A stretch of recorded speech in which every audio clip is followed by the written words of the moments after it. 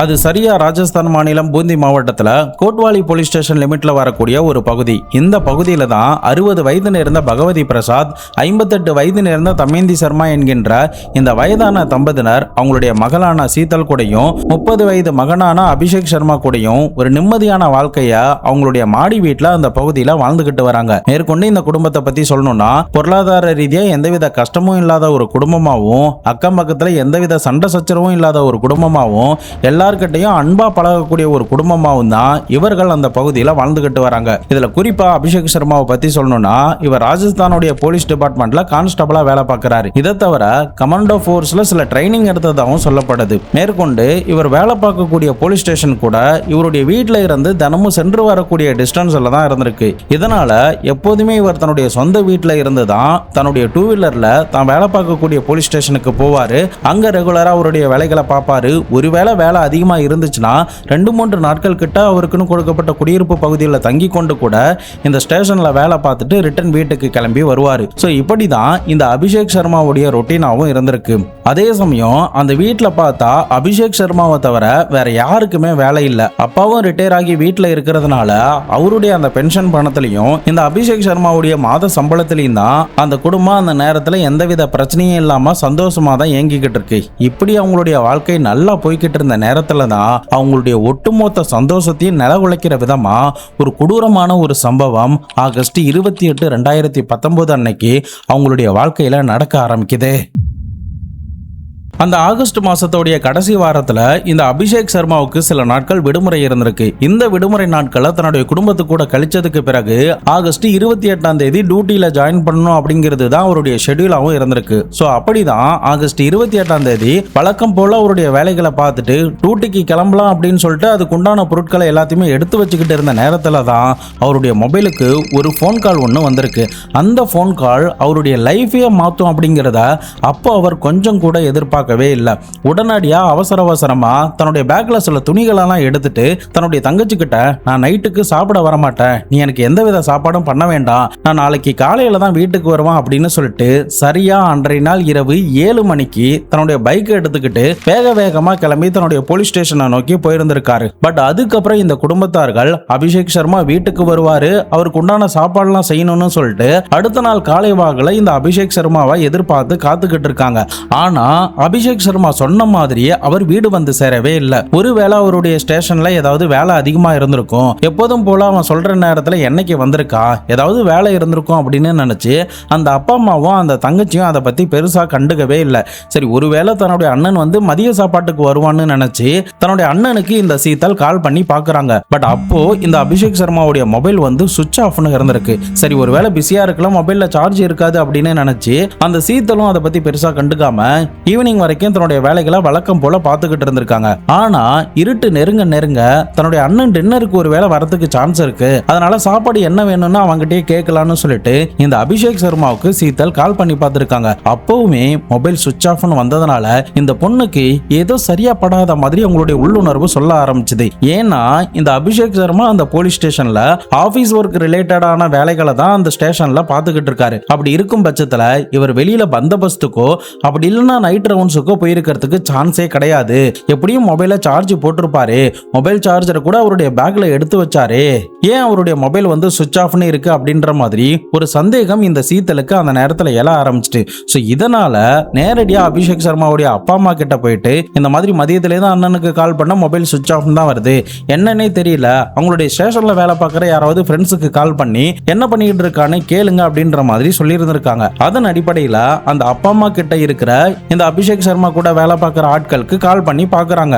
அப்படி அவங்க கால் பண்ணி பார்த்தப்ப கூட இந்த அபிஷேக் சர்மாவை நாங்கள் பார்க்கவே இல்லை அப்படின்ற மாதிரி ஒரு சில பேர் சொல்லியிருந்திருக்காங்க. இருந்தாலும் நாங்கள் ரெஜிஸ்டர் புக்கை செக் பண்ணி பார்த்துட்டு சொல்கிறோம், கொஞ்ச நேரம் வெயிட் பண்ணுங்க அப்படின்ற மாதிரி சொல்கிறாங்க. பட் இன்னொரு பக்கம் இந்த அப்பா அம்மாவும் அந்த தங்கையும் ஒருவேளை எங்கேயாவது ஃப்ரெண்ட்ஸோடைய வீட்டுக்கு போயிட்டானா அப்படின்னு சொல்லிட்டு தங்களுடைய உறவினர்களுடைய வீட்டுக்கும் அபிஷேக் சர்மாவுடைய போலீஸ் டிபார்ட்மெண்ட்ல இல்லாத ஃப்ரெண்ட்ஸோடைய வீட்டுக்கும் கால் பண்ணி பார்க்குறாங்க.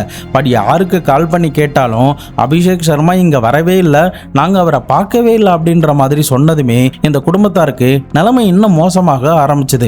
அதே சமயம் இரவு வரைக்கும் நம்ம வெயிட் பண்ணி பார்க்கலாம், எப்படியும் இரவு நேரத்தில் வீட்டுக்கு வந்துடும் அப்படின்னு நினச்சி இந்த அப்பா அம்மாவும் அந்த தங்கையும் நீண்ட நேரம் காத்துக்கிட்டு இருக்காங்க. ஆனால் மறுநாள் விடியுது, அப்போ கூட அபிஷேக் சர்மா வீடு திருமண பாடு இல்லை.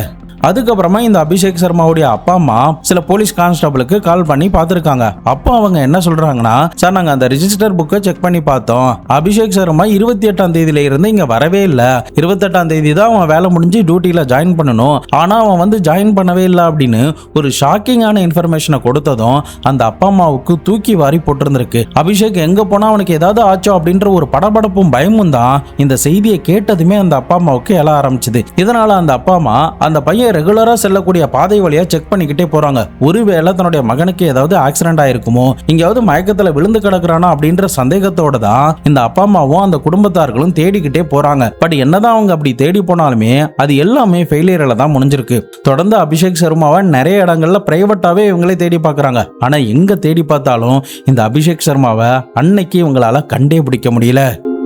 கிட்டத்தட்ட ஒரு 7 நாட்கள் வரைக்கும் தேடி பார்த்துட்டு வேற வழி இல்லாம அபிஷேக் சர்மா வேலை பார்க்குற அதே போலீஸ் ஸ்டேஷன்ல போயிட்டு தன்னுடைய மகன் காணோம் அப்படின்ற ஒரு மிஸ்ஸிங் ரிப்போர்ட்டை இந்த அபிஷேக்குடைய அப்பாவே ரிப்போர்ட் பண்ணியிருந்திருக்காரு. அன்னைக்கு அபிஷேக் சர்மா டியூட்டியில ஜாயின் பண்றேன்னு சொல்லிட்டு எங்க தான் போனாரு? போலீஸ் அதிகாரிகள் இந்த அபிஷேக்கை கண்டுபிடிச்சாங்களா இல்லையா? அபிஷேக் அப்படி எங்க தான் போனாரு, என்னதான் ஆனாரு? கடந்த 7 வருடத்திற்கு முன்னாடி ராஜஸ்தான் மாநிலத்தையே புரட்டி போட்ட ஒரு மர்மமான, ஒரு திகில் நிறைந்த ஒரு போலீஸ் ஆபீசருக்கு நிகழ்ந்த ஒரு சம்பவத்தை பத்தி தான் இன்னைக்கான வீடியோல தெள்ள தெளிவா நம்ம அலசி ஆராய போறோம். வீடியோவை எங்கேயுமே ஸ்கிப் பண்ணாம தொடர்ந்து பார்த்துக்கிட்டு வாங்க. நான் உங்கள் Babu Shankar. Welcome to Babu Shankar files.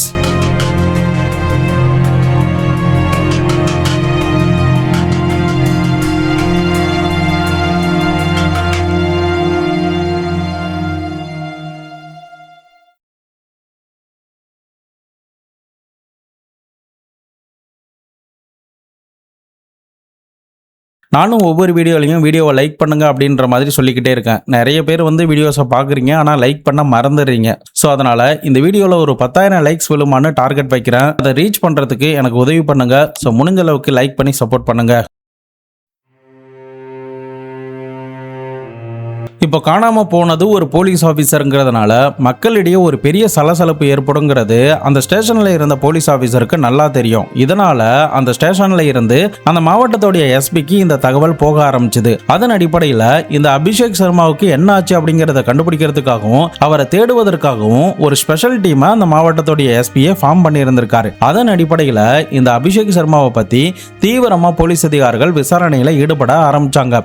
முக்கியமாக அவரை பற்றி விசாரணை பண்ணதில் அவருக்கு 1.5 வயசுல ஒரு குழந்தை இருக்கிறதாவும், திவ்யா பகத் அப்படின்ற ஒரு மனைவியே இருக்காங்க அப்படின்னும், இந்த சம்பவம் நடக்கிற நேரத்துல அந்த மனைவி அவங்களுடைய அம்மாவுடைய வீட்டுல இருந்தாங்க அப்படின்ற மாதிரி தெரிய வர ஆரம்பிச்சது. இதனால இந்த திவ்யாவுக்கு கால் பண்ணி போலீஸ் ஆபீசர் கேட்கும்போது, எனக்கு அபிஷேக் சர்மா காணாம போனதே தெரியாது சார் அப்படின்ற மாதிரி சொல்லியிருந்திருக்காங்க. ஸோ இதனால இந்த அபிஷேக் சர்மா கடைசியா யார்கிட்ட பேசினாரு, எந்த லொகேஷன்ல எந்த டவர்ல அவருடைய மொபைல் வந்து கடைசியா ஆன் ஆகி இருந்துச்சு, சிக்னல் எந்த டவர்ல இருந்து போயிருக்கு அப்படின்ற மாதிரி டெக்னிக்கல் இந்த மாதிரியான சோதனைகள்ல ஈடுபட ஆரம்பிச்சாங்க. அப்படி செக் பண்ணி பார்த்ததுல சம்பவம் நடந்த நாள் அன்னைக்கு, அதாவது இவர் வீட்டுல இருந்து கிளம்பி போனார்ல, அன்றைய நாள் நள்ளிரவு 12:30 மணி வாக்குல அந்த ஊர்ல இருந்து ஒரு 160 கிலோமீட்டர் தள்ளி, அதாவது இவருடைய சொந்த வீட்டுல இருந்து ஒரு 160-170 கிலோமீட்டர் தள்ளி இருக்கக்கூடிய போன்லி அப்படின்ற ஒரு பகுதி கிட்ட அவருடைய மொபைல், குறிப்பா ஒரு பாலடைஞ்ச கோட்டை கிட்ட அவருடைய மொபைல் சுவிட்ச் ஆஃப் ஆயிருக்கு அப்படிங்கிறது தெரிய வர ஆரம்பிச்சது. சோ இதனால போலீஸ் அதிகாரிகள் அந்த இடத்துல போயிட்டு விசாரணை பண்ணலாமா அப்படின்னு சொல்லி யோசிக்கும் போது அங்க ஒரு சிக்கல் அவங்களுக்கு ஏற்பட்டுச்சு. அது என்னன்னா, கம்ப்ளைண்ட் ரிஜிஸ்டர் ஆகியிருக்கிறது வேற ஒரு மாவட்டம், ஆனா அவருடைய மொபைல் கடைசியா ஆஃப் ஆகியிருந்தது வேற ஒரு மாவட்டம். சோ இதனால அந்த மாவட்டத்து போலீஸ் அதிகாரிகளை கான்டாக்ட் பண்ணி அவங்களுடைய உதவியோட அந்த கடைசியா எந்த இடத்துல மொபைல் சுவிட்ச் ஆஃப் ஆனிச்சோ அந்த இடங்களை சுத்தி போலீஸ் அதிகாரிகள் தீவிர சோதனைகள்ல ஈடுபட ஆரம்பிச்சாங்க. பட் என்னதான் அவங்க தேடி பார்த்தாலும் சந்தேகப்படுற மாதிரியான எந்தவித பொருட்களுமே கிடைக்கவே இல்லை. சோ இப்படி அவங்களுடைய தேடுதல் வேட்டை 2-3 நாட்கள் நீடிக்க ஆரம்பிக்குது. அந்த கோட்டையை சுத்தி மட்டும் இல்லாம சுற்றுப்புற பகுதிகளிலுமே ஏதாவது தடயம் கிடைக்குமா அப்படின்னு சொல்லிட்டு தீவிரமா அவங்களுடைய தேடுதல் வேட்டையில ஈடுபட ஆரம்பிச்சாங்க. அப்படி ஈடுபடும் போதுதான் இந்த வழக்கை அடுத்த கட்டத்துக்கு நகர்த்தி செல்லக்கூடிய ஒரு முக்கியமான ஒரு பொருள், ஒரு முக்கியமான ஒரு தடயம் இந்த போலீஸ் ஆபீசருக்கு கிடைக்க ஆரம்பிச்சது. அந்த தடயம் என்னன்னா, ஒரு இடத்துல இருந்து போலீஸ் அதிகாரிகளுக்கு ஒரு பேக் ஒன்னு கிடைக்குது. அந்த பேக் திறந்து பார்த்தப்போ அதுக்குள்ள ரத்த கரையோட சில துணிகள் இருக்கிறத பாக்குறாங்க. உடனடியா இந்த அபிஷேக் சர்மாவுடைய அப்பா அம்மா கிட்டையும் முக்கியமா தங்கச்சி கிட்டையும் இந்த துணிகளை காட்டி யாருடையது அப்படின்னு சொல்லி கேட்கும்போது இது வேற யாருடையதும் இல்ல, தன்னுடைய அண்ணனுடையதான் அப்படின்னு சொல்லியிருந்திருக்காங்க. மேற்கொண்டு அந்த குடும்பமும் அந்த ரத்த கரையை பார்த்துட்டு தன்னுடைய மகனுக்கு ஏதாவது ஆயிடுச்சோ அப்படின்ற மாதிரி ஒரு பயமும் ஒரு பதட்டமும் அவங்களுக்கு அந்த நேரத்தில் எழ ஆரம்பிச்சது. பட் இன்னொரு பக்கம் போலீஸ் ஆபீசருக்கு ஒருவேளை இந்த அபிஷேக் சர்மாவை யாராவது கொலை பண்ணிருப்பாங்களா, மேற்கொண்டு போலீஸை திசை திருப்பணுங்கிறதுக்காக இவ்வளவு தூரம் இவ்வளவு டிஸ்டன்ஸ்ல இந்த பொருளை போட்டிருப்பாங்களா அப்படின்ற மாதிரி கூட போலீஸுக்கு ஒரு சில சந்தேகங்கள் ஏற்பட ஆரம்பிச்சது. இந்த நேரத்துல தான் இன்னொரு முக்கிய பிரேக் த்ரூவா என்ன கிடைச்சதுன்னா, இந்த பொருட்கள் கிடைச்ச இடத்துல இருந்தும் சரி, அவருடைய மொபைல் சுவிட்ச் ஆஃப் ஆன இடத்துல இருந்தும் சரி, அவருடைய மனைவியான திவ்யாவுடைய வீடு ஒரு 45-50 கிலோமீட்டர் டிஸ்டன்ஸ்லயே தான் இருந்திருக்கு. சோ இதை வச்சு போலீஸ் அதிகாரிகள் என்ன நினைக்கிறாங்கன்னா, ஒருவேளை அவர் அன்னைக்கு டியூட்டிக்கு போறோம்னு சொல்லிட்டு தன்னுடைய மனைவியை அவர் பார்த்து இருந்திருக்கலாம், அந்த நேரத்தில் அவருடைய மனைவி இவங்களை ஏதாவது பண்ணிருக்கலாம் அப்படின்ற மாதிரி ஒரு அனுமானமா கருத ஆரம்பிச்சு இமிடியேட்டா இந்த திவ்யாவை கூப்பிட்டு விசாரணை பண்ண ஆரம்பிச்சாங்க. இப்போ திவ்யா கிட்ட விசாரணை பண்ணும்போது அவங்க என்ன சொல்றாங்கன்னா, சார் நான் என்னுடைய கணவர்கிட்ட பேசி ஒரு 5-6 மாதம் கிட்ட இருக்கும், நான் அவர்கிட்ட சுத்தமா பேசுறதே கிடையாது, எனக்கு அவர் வேண்டான்னு சொல்லிட்டு தான் என்னுடைய அப்பா அம்மாவுடைய வீட்டில் நான் தங்கியிருக்கேன், எனக்கு அவருக்கு எந்தவித பிரச்சனையும் கிடையாது, மேற்கொண்டு விவாகரத்து கேஸ் கூட நான் அப்ளை பண்ணியிருக்கேன், டவுரி என்கிட்ட கேட்டாருன்னா அந்த கேஸும் அப்ளை பண்ணியிருக்கேன் அப்படின்ற மாதிரி சொல்லியிருந்திருக்காங்க. ஸோ போலீஸ் ஆஃபீஸர் இந்த திவ்யாவுடைய மொபைல் கால் ரெக்கார்ட்ஸுமே செக் பண்ணி பார்க்கும்போது கடைசியா அபிஷேக்குடைய மொபைல் சுவிட்ச் ஆஃப் ஆன இடத்துல இவங்களுடைய டவர் சிக்னல்லாம் காட்டவே இல்லை. ஸோ இதனால போலீஸ் இந்த திவ்யாவுக்கு இதுக்கும் சம்பந்தம் இல்லை, இவங்க அபிஷேக் ஏதாவது பண்ணியிருக்கிறதுக்கான சான்ஸும் கம்மியா தான் இருக்கும் அப்படின்னு ஒரு பக்கம் நினைச்சாலும், இன்னொரு பக்கம் 2 கேஸ் இந்த அபிஷேக் மேல போடப்பட்டிருக்கிறதுனால மோட்டிவ் கண்டிப்பா இவங்களுக்கு தான் இருக்கும் அப்படின்னு சொல்லிட்டு மறுபடியுமே இந்த திவ்யாவை தான் துருவி விசாரணை பண்ண ஆரம்பிச்சாங்க. என்னதான் இந்த அபிஷேக் எதுவுமே பண்ணல அப்படின்னு சொன்னாலும் ஒருவேளை இதை தவிர வேற ஏதாவது மோட்டிவ் இருக்குமா, அதே சமயம் இந்த 2 பேரும் ஏன் பிரிஞ்சாங்க அப்படின்ற காரணத்தை இந்த பொண்ணு சொல்லவே இல்லை. சோ அதனாலதான் மறுபடியுமே போலீஸ் திவ்யா கிட்ட அந்த காரணத்தினால தான் இந்த அபிஷேக்கை ஏதாவது பண்ணிருப்பாங்களா அப்படின்ற ஆங்கிள்லயே யோசிச்சு இந்த திவ்யாவை மறுபடியுமே கஸ்டடியில் எடுத்து விசாரணை பண்ண ஆரம்பிச்சாங்க. அப்ப திவ்யா திட்டவட்டமா அதை பத்தி சொல்லவே மாட்டேன்னு சொன்னாலும் போலீஸ் அதிகாரிகள் விசாரிக்க வேண்டிய விதத்துல அந்த பொண்ணை துருவி விசாரணை பண்ணும்போது தான் அவங்களுடைய பிரிவுக்கான காரணம் என்ன அப்படிங்கிறதுமே சொல்ல ஆரம்பிச்சாங்க.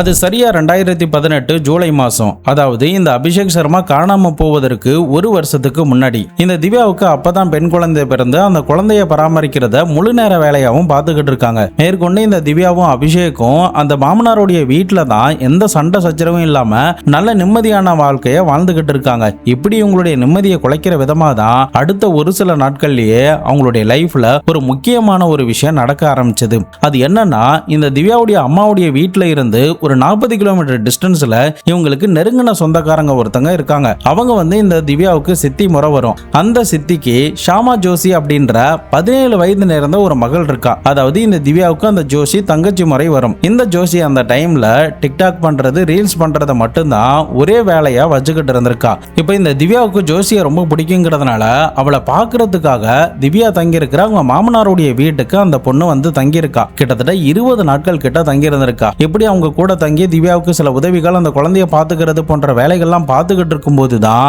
இந்த திவ்யா தன்னுடைய கண்ணால பார்க்கவே கூடாத ஒரு மோசமான காட்சியை ஒன்னு பார்க்க ஆரம்பிச்சாங்க. அது என்னன்னா, இந்த ஜோசியும் அபிஷேக் சர்மாவும் ஒன்னா கட்டில்ல பார்க்க கூடாத கோலத்துல இருக்கிறத இந்த திவ்யா யதார்த்தமா ஒரு நாள் பார்த்திருக்காங்க. இதனால ஆத்திரமான திவ்யா உடனடியா அந்த பொண்ணை அழைச்சிக்கிட்டு நேரடியா தன்னுடைய அம்மாவுடைய வீட்டுக்கு, அதாவது இந்த பூந்திங்கிற மாவட்டத்துல இருந்து ஒரு 150 கிலோமீட்டர் டிஸ்டன்ஸ்ல இருக்கக்கூடிய ஜட்வாரா அப்படின்ற பகுதிக்கு அங்க வச்சு இந்த திவ்யா கிட்ட என்ன நடந்துச்சு, எதுக்காக இந்த மாதிரி எனக்கு துரோகம் பண்ற, நாங்க 2 பேரும் நல்லா வாழ்றது உனக்கு பிடிக்கலையா, எதுக்காக எங்களுடைய லைஃபுக்குள்ள இந்த மாதிரியான பிரச்சனையை ஏற்படுத்துற அப்படின்னு சொல்லி இந்த ஜோசி கிட்ட கேட்கும்போது தான் அவன் என்ன சொல்றானா, இந்த அபிஷேக் என்ன பயங்கரமா மிரட்டினாரு, அவர் போலீஸா இருக்கிறதாவும் தன்னை ஏதாவது பண்ணிடுவான் அப்படின்னு சொல்லி மிரட்டினாரு, அதனாலதான் வேற வழி இல்லாம அவர் கூட அப்படி இருக்க வேண்டிய ஒரு சிச்சுவேஷன் ஏற்பட்டுருச்சு அப்படின்னு இந்த மாதிரி அந்த பொண்ணு சொன்னதுமே அபிஷேக் மேல ஒரு பயங்கரமான ஒரு கோபம் இந்த திவ்யாவுக்கு ஏற்பட ஆரம்பிச்சது. இன்னொரு பக்கம் இந்த ஜோஷியோடைய அண்ணனுக்கு கால் பண்ணி இதே மாதிரி நான் அவளை இங்க அழைச்சிட்டு வந்துட்டேன், நீ வந்து இங்க இருந்து அழைச்சிட்டு போயிடு அப்படின்ற மாதிரி சொல்லிட்டு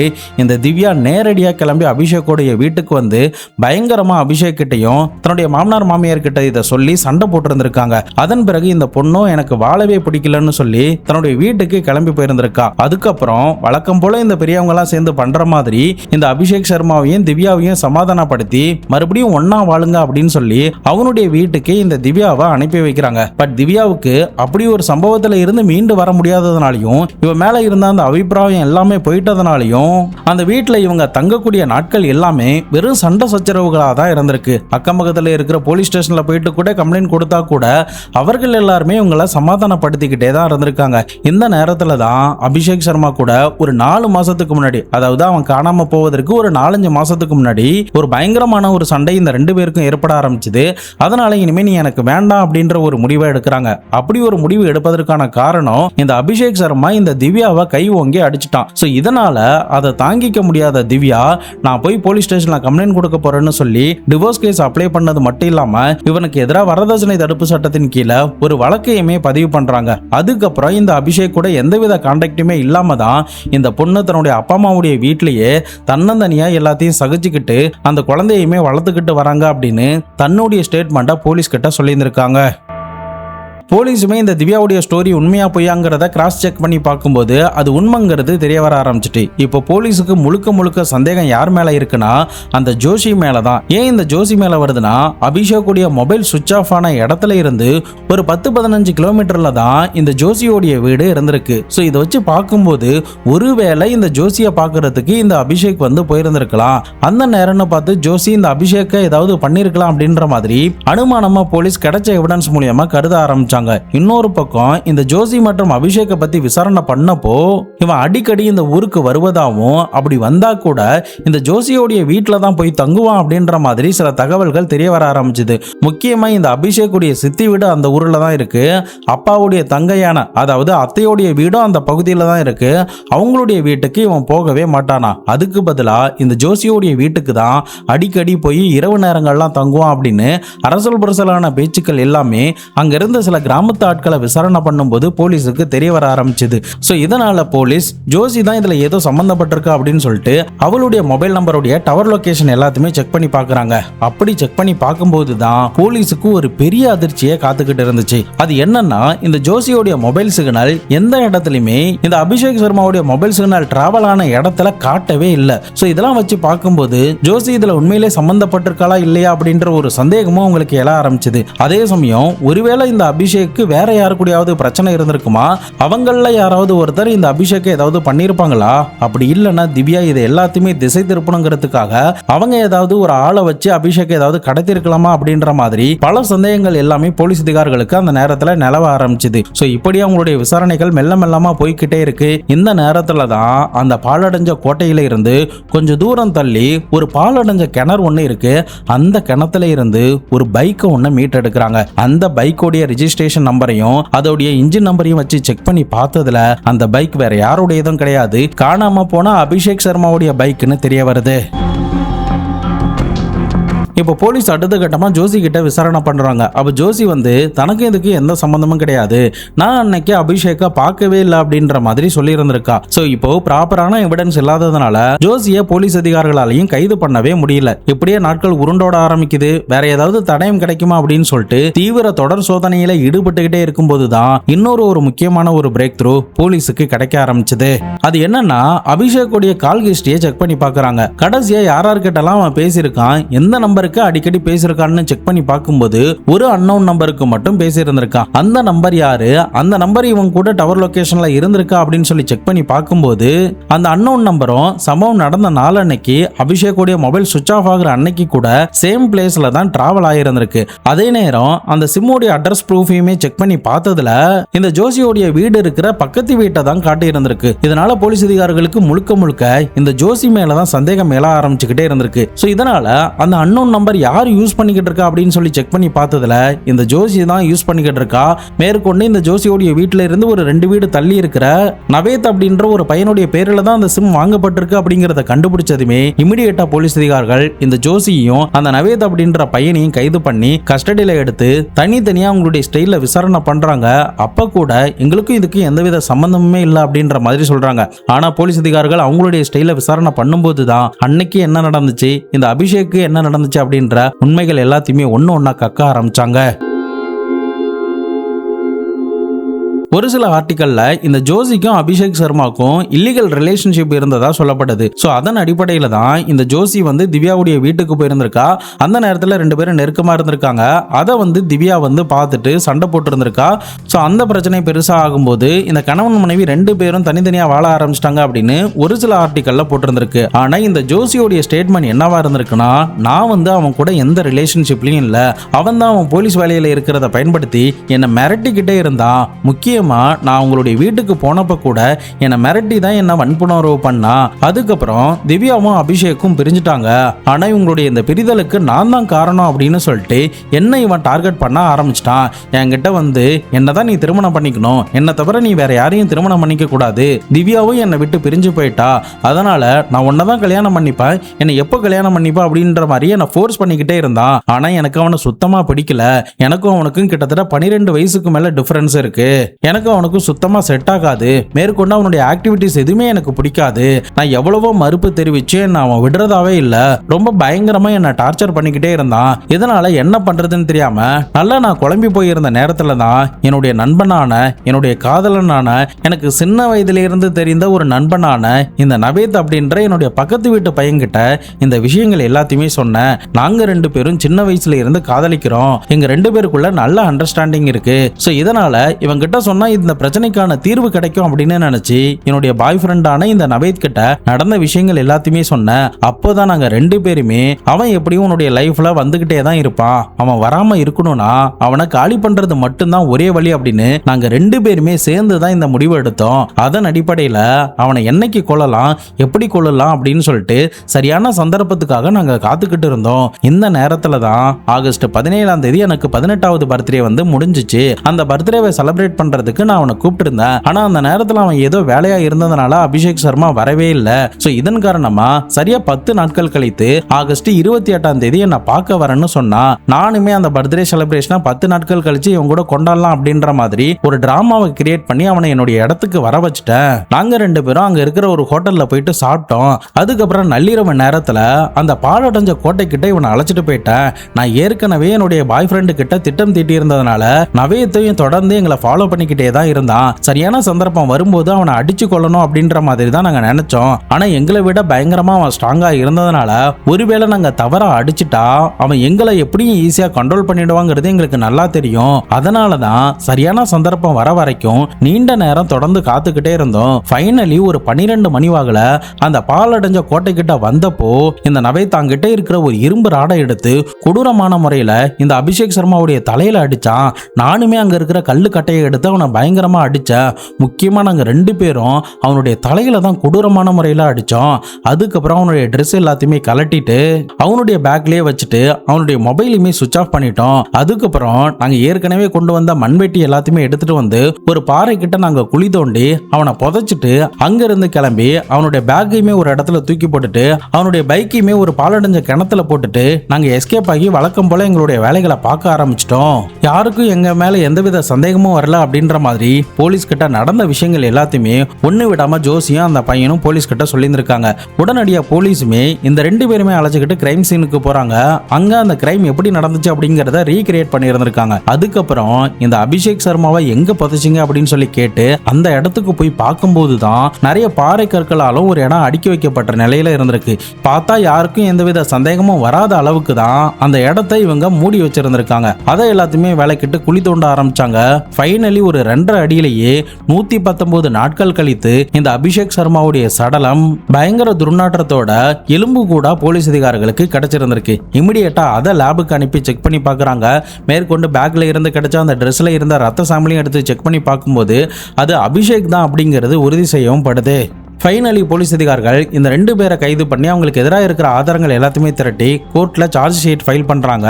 அந்த நேரத்துல இந்த பொண்ணு என்ன சொல்றானா, சார் அந்த சம்பவம் நடக்கிறப்போ எனக்கு 18 வயசு கூட ஆகல, அதாவது ஸ்கூல் சர்டிபிகேட் படி பார்த்தா அவளுக்கு 18 வயது ஆகல அப்படின்னு சொல்லி அப்பீல் பண்ணியிருந்திருக்கா. இதனால இந்த கேஸை சிறார் நீதிமன்றம் விசாரணை பண்ணணும் அப்படின்னு அப்ளை பண்றா. சோ அதன் அடிப்படையில் சிறார் நீதிமன்றமும் விசாரணை பண்ணிட்டு இவளுக்கு 18 வயசு நிரம்பி தான் இந்த கொலையை பண்ணியிருந்திருக்கா. அதனால பொதுவான இந்த நீதிமன்றங்களை விசாரணை பண்ணலாம் அப்படின்னு சொல்லிட்டு இவ போட்ட அந்த மனுவை டிஸ்மிஸ் பண்ணிட்டு இந்த வழக்குடைய விசாரணையை நீதிமன்றத்தில் ஆரம்பிச்சாங்க. ஃபைனலி 2024ல இந்த 2 பேருக்கும் 1,08,000 ரூபாய் அபராதமும் ஆயுள் தண்டனையும் நீதிமன்றம் கொடுத்திருக்கு. தற்போதைக்கு இந்த 2 பேரும் ஜெயில தான் கம்மி பண்ணிக்கிட்டு இருக்காங்க. இந்த கேஸ்ல இந்த ஜோசி அபிஷேக் கூட ரிலேஷன்ஷிப் வச்சிருந்தாலா இல்லையா அப்படிங்கறத பத்தி சரியா தெரியல. பட் இந்த கேஸ்ல முழுக்க இவ்வளவு பிரச்சனைக்கும் காரணம் யாருன்னா இந்த அபிஷேக் மட்டும்தான். இந்த அபிஷேக் ஏற்கனவே திருமணம் ஆயிடுச்சுங்கிறது தெரியும். அப்படி தெரிஞ்சும் கூட அந்த ஜோசியை தனக்கு தேவையான இச்சைகளுக்கு பயன்படுத்தியிருக்கானா அவன் எவ்வளவு பெரிய மோசமானவன் யோசிச்சு பாருங்க. இதை தவிர அவன்கிட்ட அந்த ஒழுக்கம் இல்லாததுனாலதான் தேவையில்லாத பிரச்சனையிலலாம் போய் மாட்டி அவனுடைய உயிரை தேவையில்லாம அவனே பறி கொடுத்திருந்திருக்கான். அவன் ஒரு ஆள் சரியில்லாததுனால எத்தனை குடும்பங்கள் பாதிக்கப்பட்டிருக்குன்னு பாருங்க. கடைசியில அவனும் செத்து போய் அவனுடைய மனைவி பிள்ளைகளுக்கும் உண்மையா இருக்க முடியாம, அப்பா அம்மாவுக்கும் உண்மையா இருக்க முடியாம, இன்னொரு பக்கம் அந்த ஜோசியோடைய வாழ்க்கையும் சீரழிச்சு இவனுடைய வாழ்க்கையும் சீரழிச்சு கடைசியா எல்லாராலையும் நிம்மதியா இருக்க முடியாத ஒரு சிச்சுவேஷனை கிரியேட் பண்ணிட்டு தான் செத்து போயிருந்திருக்கான். ஸோ ஒரு மனுஷன் இந்த தவறான இல்லீகல் ரிலேஷன்ஷிப்குள்ள போறதுனால எவ்வளோ பேருக்கு எவ்வளோ பிரச்சனைகள்லாம் ஏற்படுதுன்னு பாருங்க. ஸோ அதனால இந்த மாதிரியான விஷயத்துல ஈடுபடாம இருக்கிறது தான் இந்த மாதிரியான பிரச்சனைக்கு ஒரே தீர்வுன்னு நான் சொல்லுவேன். அபிஷேக்குடைய அந்த தேவையில்லாத ஆசையும் எண்ணமும் தான் அவனுக்கு இப்படிப்பட்ட ஒரு கொடூரமான சாவையை கொடுத்திருந்திருக்கு. ஸோ அதனால எல்லாருமே நல்ல எண்ணத்தோடையும் யாருக்கும் எந்தவித தொந்தரவும் கொடுக்காம யாருக்கும் எந்தவித துரோகத்தையும் பண்ணாம உங்களுடைய லைஃபை நல்லா என்ஜாய் பண்ண பாருங்க. தேவையில்லாம இந்த மாதிரியான பிரச்சனைகளை போயிட்டு சிக்கிக்காதீங்க. நிச்சயமா இந்த வீடியோ ஏதோ ஒரு வகையில் உங்களுக்கு ஒரு விழிப்புணர்வை கொடுத்துருக்கும் நான் நம்புறேன். நீங்க இந்த அபிஷேக் சர்மாவுடைய வழக்கில் இருந்து என்ன தெரிஞ்சுக்கிட்டீங்க, உங்களுடைய கருத்துக்கள் என்ன அப்படிங்கிறத மறக்காம கமெண்ட் பாக்ஸ்ல சொல்லிட்டு போங்க. வீடியோக்கு இன்னும் நீங்க லைக் பண்ணலன்னா மறக்காம இந்த இடத்துலயாவது லைக் பண்ணுங்க. நாளை மறுநாள் வேற ஒரு கிரைம் கேஸோட வேற ஒரு வீடியோல உங்களை சந்திக்கிறேன். அது வரைக்கும் உங்களிடமிருந்து விடைபெறுவது உங்கள் பாபு சங்கர்.